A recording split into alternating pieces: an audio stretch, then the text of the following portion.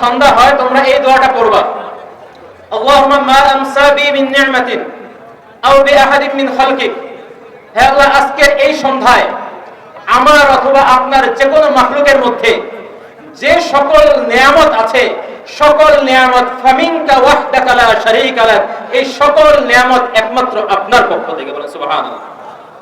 লা শারীকা লাক, আপনার কোনো শরীক নাই। ফালাকাল হামদু, সুতরাং সকল প্রশংসা আপনার জন্য। ওয়ালাকাশ শুকর, সকল কৃতজ্ঞতা একমাত্র আপনার জন্য। তাহলে এবার আমরা চিন্তা করে দেখি যে আল্লাহ তাআলা আমাদেরকে এই সন্ধ্যায়, এই রাতে আল্লাহ তাআলা আমাদেরকে কত লক্ষ কোটি নিয়ামতের মধ্যে ডুবিয়ে রেখেছেন। কোন মানুষের জন্য আল্লাহ তাআলার প্রদত্ত নিয়ামত গণনা করা সম্ভব? বলেন, জোরে বলেন, সম্ভব? কোন মানুষের জন্যই আল্লাহ তাআলার প্রদত্ত নিয়ামত গণনা করা সম্ভব না। এজন্য আল্লাহ তাআলা নিজেই কোরআনে পাকের মধ্যে ঘোষণা করেছেন, ওয়া ইন তাউদ্দু নি'মাতাল্লাহি লা তুহসুহা। হে আমার বান্দা, তোমরা শুনে রাখো, আমি তোমাকে এত নিয়ামত দিয়েছি, এত নিয়ামত দিয়েছি, এত নিয়ামত দিয়েছি। তোমরা পৃথিবীর সকল মানুষ মিলে যদি আমার নিয়ামতকে তোমরা গুনতে শুরু করো, তোমরা সকলে ক্লান্ত হয়ে যাবে, তোমাদের জীবন শেষ হয়ে যাবে, তোমাদের সকল ক্যালকুলেটর ফেল হয়ে যাবে, কিন্তু আমার নিয়ামত তোমরা কখনো গুনে শেষ করতে পারবে না। এত আস্তে বললেন, জোরে বলেন সুবহানাল্লাহ। আল্লাহ তাআলা আমাদেরকে যত নিয়ামত দিয়েছেন, আল্লাহ তাআলার প্রদত্ত পৃথিবীর মধ্যে যত নিয়ামত আছে, তোর মধ্যে সবচেয়ে বড় নিয়ামত হলো আল্লাহ তাআলা আমাদেরকে মুসলমান বানিয়েছেন। আল্লাহ তাআলা আমাদেরকে কি বানিয়েছেন? মুসলমান বানিয়েছেন। ঈমান এবং ইসলামের মতো আযীমুশ শান দৌলত আল্লাহ তাআলা আমাদেরকে দান করেছেন। এটা আল্লাহ তাআলার পক্ষ থেকে প্রদত্ত সবথেকে বড় নিয়ামত। বলেন সুবহানাল্লাহ।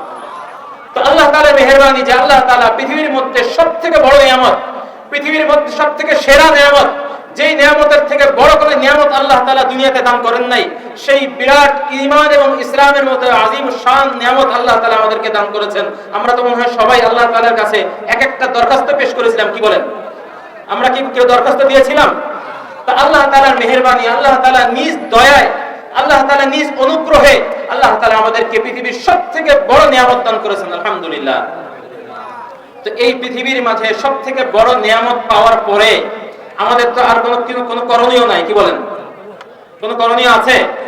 বলেন না। এই ইসলামের মতো আযীমুশ শান নিয়ামত যে আল্লাহ তাআলা আমাদেরকে দান করলেন, ঈমানের মতো আযীমুশ শান দৌলত আল্লাহ তাআলা যে আমাদেরকে দান করলেন, এই নিয়ামত পাওয়ার পরে আমাদের করণীয় নাই? জোরে বলেন, আর করণীয় নাই? একজন মুসলমানের জন্য প্রধান করণীয়, একজন মুসলমানের জন্য প্রধান করণীয় হলো আল্লাহ তাআলা যে তাকে ইসলাম দান করেছেন, আল্লাহ তাআলা যে তাকে ঈমান দান করেছেন, এই ঈমান এবং ইসলামের হেফাজত করে কবর পর্যন্ত যাওয়া। ঠিক না? এমন যাতে না হয় যে আল্লাহ তাআলা আমাদেরকে ঈমান দান করলেন, এমন যাতে না হয় আল্লাহ তাআলা আমাদেরকে ইসলাম দান করলেন, কিন্তু মৃত্যুর আগে আমার ঈমান হাইজাক হয়ে গেল, মৃত্যুর আগে আমার ঈমান ছিনতাই হয়ে গেল, এমন যাতে না হয়। এজন্য একজন মুসলমানের সবথেকে বড় দায়িত্ব, একজন মুসলমানের সবথেকে বড় কর্তব্য হলো আল্লাহ তাআলা যে তাকে ঈমান দান করেছেন, আল্লাহ তাআলা যে তাকে ইসলাম দান করেছেন, এই ঈমান এবং ইসলামের হেফাজত করে কবর পর্যন্ত যাওয়া। ঠিক না? তো আমার ঈমান কিভাবে হেফাজত হবে? আল্লাহ তাআলা যে আমাকে মুসলমান বানিয়েছেন, এটার উপরে আমি মৃত্যু পর্যন্ত কিভাবে টিকে থাকবো? এজন্য একজন মুসলমানের প্রধান দায়িত্ব হলো যে সকল ঈমান, আকীদা, বিশ্বাস স্থাপন করলে সে মুমিন হইতে পারবে, আর যে সকল আকীদা, বিশ্বাস স্থাপন করলে, বিশ্বাস করলে তার ঈমান শেষ হয়ে যাবে, এই আকীদা, বিশ্বাসগুলো উলামায়ে কেরামের কাছ থেকে শিক্ষা করা। ঠিক না?